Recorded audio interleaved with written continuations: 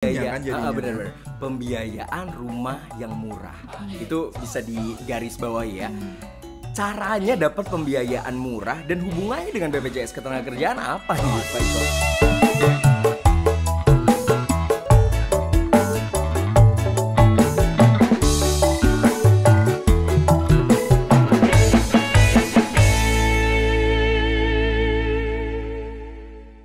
Assalamualaikum warahmatullahi wabarakatuh. Kita kembali lagi hari ini di Jam Sostok. Ini adalah podcast resmi BPJS Ketenagakerjaan yang nantinya seperti biasa kita akan ngobrolin seputar kerja keras bebas cemas temanya. Hari ini tentunya saya Hafiz Ritonga sebagai host dan kira-kira seperti apa yang akan diomongin ya seputar jaminan sosial ketenagakerjaan hari ini. Ada yang berbeda setiap episodenya, kita akan mengetahui berbagai macam informasi yang lebih dalam lagi seputar BPJS Ketenagakerjaan, yaitu jaminan sosial ketenagakerjaan.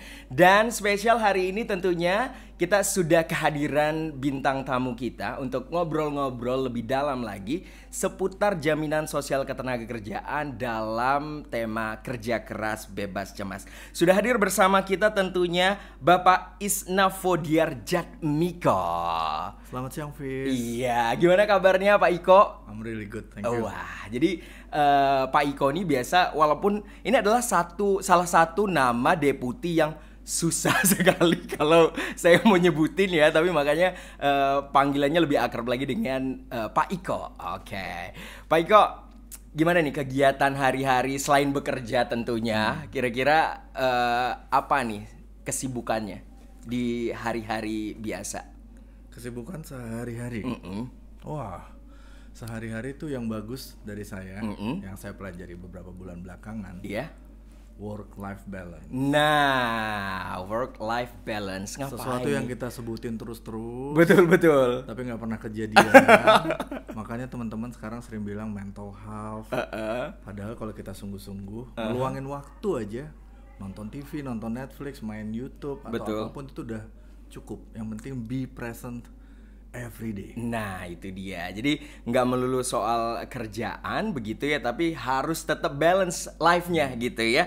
Kalau soal kerja keras bebas cemas selama ini kan kita sudah ngebahas tuh berbagai macam programnya ya. Program dari jaminan kecelakaan kerja, jaminan kematian, jaminan hari tua, jaminan pensiun, sampai dengan jaminan kehilangan pekerjaan. Mungkin sudah banyak yang tahu nih yang selama ini nonton Jam Sostok. Nah, kalau Pak Iko sendiri nih, di antara manfaat atau juga program-program yang sudah selama ini kita jelasin, katanya ada ya manfaat-manfaat tambahan dari 5 program yang tadi yang bisa dibilang ini banyak yang belum mengetahui begitu. Manfaat layanan tambahan apa sih kira-kira yang masih ada dan belum banyak diungkap gitu ya sama kita di sini? Silakan Pak Iko. Thank you ya Hafiz. Jadi kalau kita ngomong kerja keras bebas cemas, saya tuh ngebayanginnya gini, ya kita kerja baik, betul. Kalau ada apa-apa kita dilindungin, kehilangan pekerjaan kita bisa kerja lagi. Anyway, kalau kita nggak punya tempat tinggal, itu akan jadi masalah besar nggak sih? Bener. Jadi yang namanya cemas itu bakal lebih cemas lagi gitu kan? Saya nggak bisa membayangkan kita bebas cemas tanpa rumah. Nah, gimana caranya gitu saya kan ya? Saya bisa bayangin itu kan. Jadi kalau sekarang kita dengar banyak generasi muda sulitan punya rumah. Iya. Karena mereka lebih suka traveling, mereka lebih suka ngopi. Tapi suka sebetulnya healing gitu ya. Ya apa salahnya kan tadi saya bilang work life balance. Apa salahnya selama mereka dapat akses pembiayaan rumah yang murah. Oke. Itu kan isunya kan jadinya. Benar-benar. Pembiayaan rumah yang murah. Itu bisa digarisbawahi ya. Caranya dapat pembiayaan murah dan hubungannya dengan BPJS Ketenagakerjaan apa nih Pak Iko? Welfare kan. Nah, kita ngomongin welfare, kesejahteraan kan. Betul. Kesejahteraan itu banyak dibilangin sebagai luxurious. Ya. Orang sering mengasosiasikan dengan luxurious. Padahal nggak selamanya punya luxury things kamu bisa sejahtera kan. Nah loh. Kalau orang bilang damai sejahtera. Tapi kalau kita punya semua yang basic, menurut saya itu juga sesuatu yang luxurious ya. luxurious loh. Nggak semua orang punya basic yang kayak gitu loh. Betul. Jadi kalau kita punya akses income, kamu mau beli kopi boleh. Tapi kamu punya kepastian. Pekerja Indonesia tuh punya kepastian. Saya tuh harus allocate uang berapa untuk beli rumah. Saya harus nabung berapa untuk bayar perumahannya. Uang mukanya berapa? Cicilannya berapa? Berapa lama? Yang saya bayangkan, saya sih juga pengakses KPR kan. Dulu belum ada manfaat dari BP Jamsos, jadi saya akses di bank komersial. Awalnya murah. Terus 3-4 tahun tiba-tiba ngelonjak kan. Gaji saya nggak segede itu juga kan. Itu bikin saya stres juga. Gitu. Tapi kalau kita bisa punya kepastian, kamu akan keluar uang mukanya segini. Along the way mau 20 tahun, 30 tahun, kamu bayar segini. Pasti. Itu menurut saya udah sangat membantu ya. Jadi bisa dibilang BPJS Ketenagakerjaan tuh hadir bukan cuman ke program-program yang 5 program selama ini, ada juga manfaat lain tambahan yang ini pasti banyak sih yang nggak tahu, apalagi milenial, siapa pekerja-pekerja muda yang saat ini mungkin ada survei yang bilang susah dapat rumah begitu ya. Makanya sekarang para pekerja milenial kalau menjadi peserta BPJS Ketenagakerjaan bisa mendapatkan layanan tambahan seperti itu ya Pak ya. Layanan tambahan yang berupa uang muka perumahan atau bunga untuk KPR. Seperti apa nih Pak Iko? Jadi secara umum gini ya, ini manfaat baru banget nih. Dulu kita udah pernah punya lama, tapi menurut pemerintah ini nggak kompetitif. Tahun 2021 kita revisi supaya bisa lebih kompetitif. Pertama dulu nih, goalsnya pemerintah tuh punya backlog 12 juta rumah. Jadi ada 12 juta orang warga Indonesia yang dianggap butuh rumah dan belum terpenuhi. Gitu kan, itu satu faktanya. Lalu sekarang kita lihat kelompok pekerja. Dari yang gajinya UMR sampai yang paling tinggi. Mereka mau punya rumah. Gitu. Sekarang kalau mereka yang berpendapatan menengah atas, mereka bisa akses bank komersial. Dengan segala macam dinamika pertumbuhan ekonominya. Itu ngefek ke harga rumah dan cicilannya. Tapi pemerintah pengen ada akses rumah yang benar-benar terjangkau kan. Merata gitu ya bisa dibilang sampai. Jadi pemerintah kemarin kasih mandat ke kita, coba kamu kasih akses rumah yang murah. Jadi pertama ya KPR-nya. KPR-nya ini akses yang bisa diberikan tuh harga rumahnya boleh berapapun, tapi kita menjamin pinjaman sebesar 500 juta. 500 juta ya. Dengan rate dasarnya BI rate plus 5 maksimum. BI rate plus 5 maksimum ya. Flat sepanjang tenor. Wow. Dan ini adalah satu-satunya pinjaman yang kita tidak perlu ajukan untuk penurunan bunga. Jadi selama bank mengalami penurunan bunga atas kebijakan BI, dia otomatis turun. Jadi selama ekonomi tumbuh dengan baik ya harga itu akan terus membaik gitu cicilan, nggak mungkin memburuk. Jadi 500 juta dengan BI rate plus maksimum 5. Kalau untuk pinjaman perumahan maksimal 500 juta, tenor paling lama 30 tahun. It's a wonderful itu program loh.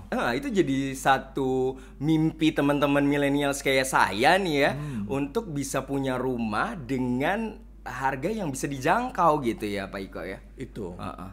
Kedua, kalau udah ada KPR. Kedua, ternyata aku pengen punya bantuan uang muka perumahan. Uang muka perumahan juga kita bisa kasih. Terus ternyata uang mukanya kurang. Nah, kita bisa kasih maksimal 150 juta. Tapi tenornya 15 tahun. Dengan BI rate juga maksimum 5%. 5% tadi ya. Maksimum ya. Jadi kita bisa nanti kalau sepakatan yang sekarang dengan bank yang kita kerjasamakan itu plus 3. Plus 3. Itu kalau kita butuhnya buat uang muka. Ternyata kita pengen ngerenovasi. Oke. Ada juga. Iya. Dengan pinjaman sebesar 250 juta. Ya, karena namanya peserta BPJS Ketenagakerjaan, ada yang sekarang ini juga sudah punya rumah tapi ingin direnovasi gitu, ingin diperbaiki, mungkin pengen modelnya lebih nyaman, lebih compact mungkin ya. Jadi ada hal-hal yang tidak melulu seputar KPR, tapi renovasi juga bisa dibantu oleh BPJS Ketenagakerjaan. Oke, sebagai manfaat layanan tambahan. Ngomong-ngomong soal manfaat layanan tambahan nih, Pak Iko, apa nih dari sisi manfaat layanan tambahan yang sangat menarik mungkin bisa disampaikan sama teman-teman yang sedang menonton saat ini? Yang sangat menarik. Yes. Pertama, harganya tadi murah ya. Pertama, harganya menurut saya itu harga paling murah. It's not comparable. Udah dilihat gitu ya Pak Iko nanti ya. Kalau kita punya waktu, kalau teman-teman nanti mau punya pertanyaan terkait ini, boleh hubungin 175, boleh kontak Jemo, Betul. boleh datang kantor cabang, minta simulasinya. Oke. Kalau udah simulasi 25 tahun, 30 tahun, it's the cheapest one. Paling murah. Itu yang pertama. Terus untuk teman-teman sekarang, para generasi muda yang udah punya rumah pertama ya. Yes. Rumah pertama dan sekarang sudah terjebak Di dengan dalam. bunga bank komersial yang tinggi. Karena mereka kan biasanya murahnya di harga promo 3 tahun pertama. Iya benar. 4-5 tahun kemudian, itu mengerikan. Tiba-tiba melejit gitu ininya ya. Melejit, tiba-tiba gaji kita Cicilannya. belum setinggi itu Betul, naiknya. nah. Dibanding dengan kenaikan bunga rate. Nah, Tapi kita bisa handle dengan handover ke MLT loh. serius? Jadi misalnya Oke. ternyata udah masuk tahun keempat, bunga di bank komersial udah tinggi, bisa ajukan ke kita untuk dialihkan ke bank penjaman melalui MLT ini.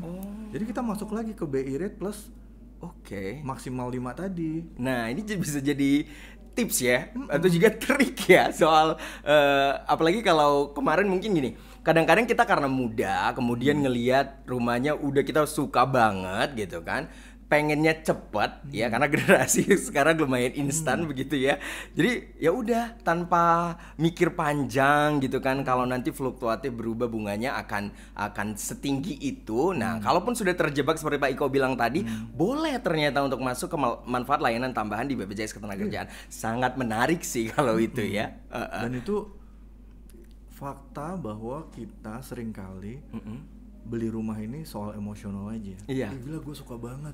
Rumahnya meskipun jauh tapi bentuknya gue seneng banget. Betul. Gitu. For the sake of aesthetic gitu ya. Dan dia sama sekali nggak mikirin jangka panjang bahwa dia akan melakukan cicilan itu kan. Dia akan putuskan sesegera mungkin dengan biaya yang paling cepat bisa diambil. Iya, betul. Itu emosional banget tuh. Yes. Itu ya generasi sekarang banget pokoknya. Nah, tapi kita mungkin bisa ngobrol lagi nih Pak Iko seputar bunga. Jadi kalau tadi Pak Iko sempat kasih tahu nih 5 gitu maksimalnya gitu ya. Nah, kira-kira kalau bunga yang diberikan untuk dijelaskan lebih dalam lagi seperti apa nih Pak Iko? Sekarang ya. Kalau kita lihat pembiayaan bunga itu ketika dia masuk ke floating, saya ngelihatnya rata-rata bank komersial. Iya. Itu ada di angka 13%. Oke. Emang sekarang kondisinya lagi tidak menguntungkan karena BI rate lagi tinggi ya. 5,75. Oke. Kalau kita ambil di Bank Himbara yang bekerja sama dengan kita, dia ambil angka BI rate plus 3. Oke. Jadi 575 plus 3 8,75. Oke. 5% loh selisihnya per bulan. Wow. Gede sih ya. Gede kan? Jadi nanti kalau kita lihat angka, kita kan sekarang punya Bank Himbara 1. Iya. Yang kerjasama dengan kita tuh Bank BTN. Oke. Lalu kita punya Bank Himbara, Bank Asbanda juga. Ada Bank Jawa Barat, ada Bank Sulutgo, ada Bank Aceh, ada apa lagi? Bank Bali. Nah, kita sedang dalam ekspansi lagi ya untuk bank-bank Asbanda lainnya. Tapi rata-rata mereka ambil di BI plus 4. Jadi angkanya 5,75 plus 4 9%, 0,75. Still the cheapest. Ya. Kalau dibandingkan dengan pembiayaan di komersial yang berkisar sekitar 13% tadi ya. Jadi masalah bunga udah pasti kita lebih menang gitu ya. Jadi teman-teman yang sekarang sedang menyaksikan Jam Sostok mungkin ternyata ya kalau dilihat-lihat sekarang pengeluarannya terbesar ternyata di cicilan rumahnya gitu KPR. Seperti Pak Iko tadi bilang bisa juga untuk handover ke manfaat layanan tambahan. Luar biasa nih. Oke. Jadi kalau tadi ngomong-ngomong soal bunga, kemudian manfaat layanan tambahan seperti biaya kredit atau renovasi rumah itu tadi nih Pak Iko, apakah jadi solusi? Karena katanya pekerja milenial itu males punya rumah sendiri. Males punya rumah sendiri. Tapi udah pasti sih ya kalau dibilang manfaat layanan tambahan kayak biaya kredit atau renovasi rumah ini bisa jadi solusi dari bisa dibilang ketidaktahuan atau juga ketidakinginan seperti kata-kata males tadi punya rumah sendiri. Seperti apa nih Pak Iko? Saya mau balik ya. Kita punya kerja keras bebas cemas tuh kan kita sudah lihat ya. Dari perjalanan kehidupan peserta tenaga kerja Indonesia dari mereka lahir, sekolah, kerja, tua, segala macam. Coba lihat benefitnya ya. Di BP Jam Sostek ini kita punya pensiun untuk nanti dia hari tua, gitu. Dia terima berkala sampai dia meninggal dan turun ke ahli warisnya. Jaminan hari tua tuh tabungannya, betul, ya kan. Taruhlah ini dulu 2, kita nggak ambil yang 2 lainnya. Tapi kita punya lagi JKP. Kalau dia kehilangan pekerjaan, gitu. Kalau kita punya kepastian atas resiko-resiko sosial yang basic ini, sebenarnya kita perlu infoin loh ke teman-teman pekerja muda kita itu bahwa yang namanya financial planning itu nggak ribet-ribet banget. Financial planning itu kita terlalu terjebak dengan investasi instrumen ini gitu. Terus sebetulnya kita perlu nggak sih investasi yang serumit itu? Yang penting dipastikan dulu basicnya. Pengeluaran apa sih yang paling gede? Pengeluaran yang paling besar itu pasti basic consumption dong. Makan, sembako, lalu nanti ada lifestyle itu ada kopi segala macam. Nah yang ketiga, yang kita pernah nggak sering kali lupa ya, soal rumah ini kita mungkin akan punya waktu untuk menyewa sampai kita aktif di usia entah berapa nanti. Tapi ini kemudian akan jadi salah satu spending terbesar kita. Maka saya bilang financial planning itu nggak perlu ribet-ribet. Yang penting basic udah terpenuhi, kita hitung basicnya, dan tolong masukkan rumah. Dan rumah itu pastikan yang angka harganya juga kita bisa takar, jangan kebanyakan terkejutnya. Betul. Jadi kita tahu 5 tahun aku akan bayar sini, tahun ke-10 akan bayar segini. Ketika aku masuk ke usia pensiun, aku bayar ini, selanjutnya aku tinggal mengeluarkan biaya apa tadi? Basic consumption kan, itu makan. Ketika kalau udah tua nanti tinggal makan. Pakaian juga nggak sering-sering beli baju kayak Hafiz sekarang. Paling travelingnya juga bukan ke Bali atau keluar negeri nonton Coldplay, bukan itu. Lebih ke nengok cucu atau ke apa ya, kegiatan rohani begitu atau ya. Kegiatan rohani. Cuma itu kan. Tinggal kita pastiin bahwa kita nggak ngeluarin lagi uang yang besar untuk spending rumah. Nah pastiin itu selama kita aktif. Gitu. Jadi buat saya sebetulnya ini nggak rumit kok. Financial planning itu bukan sesuatu yang sophisticated dan di luar jangkauan kita semua. Betul. Itu harusnya sejalan dengan lifestyle kita yang suka traveling. Aku really in favor loh dengan pekerja muda yang suka traveling, yang suka nonton konser, yang suka beli baju. Selama dia tahu basicnya berapa.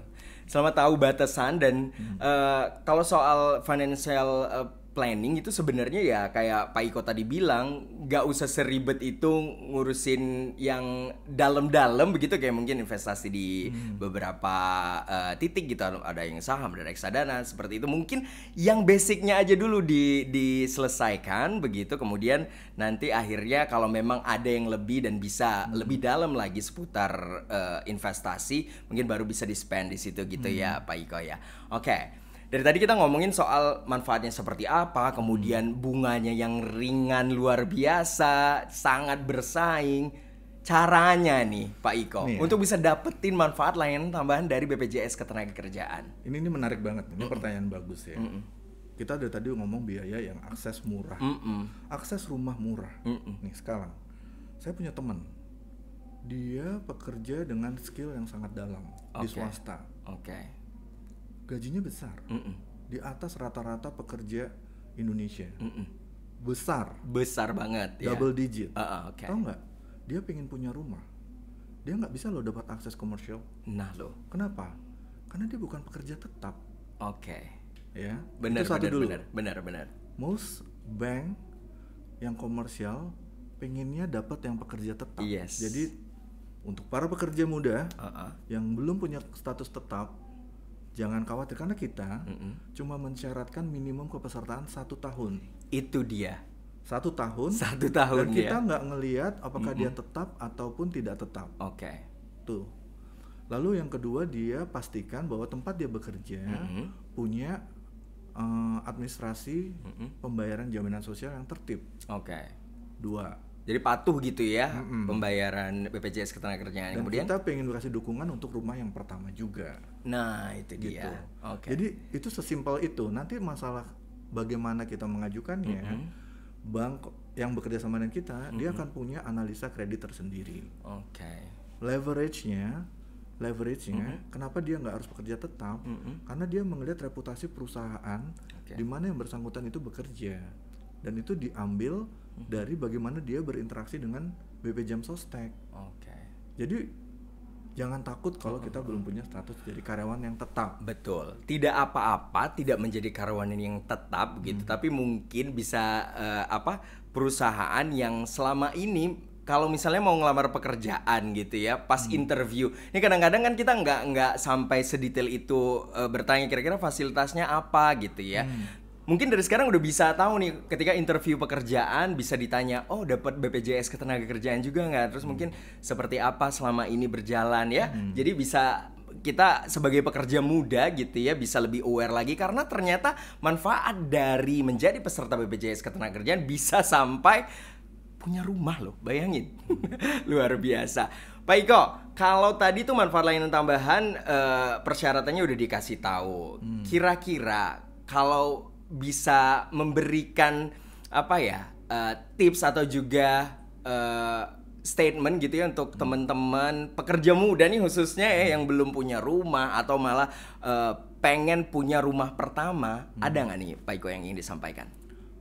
Pertama ya, nggak usah terlalu pusing mikirin omongan orang. Jadi kalau generasi muda terlalu suka minum kopi, terlalu suka traveling. Selama kita tahu berapa basic yang kita perlukan, itu satu lompatan besar. Baru dari situ nanti kita bisa hitung mau ambil instrumen yang apa. Kadang kita ngelompat, aku mau instrumen investasi apa ya? Tapi kita lupa yang basicnya sebenarnya udah terpenuhi belum sih?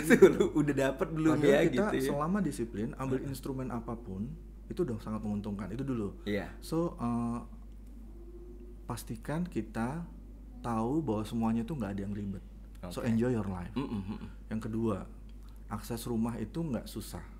Ada harga rumah yang murah dari negara melalui BPJS Ketenagakerjaan.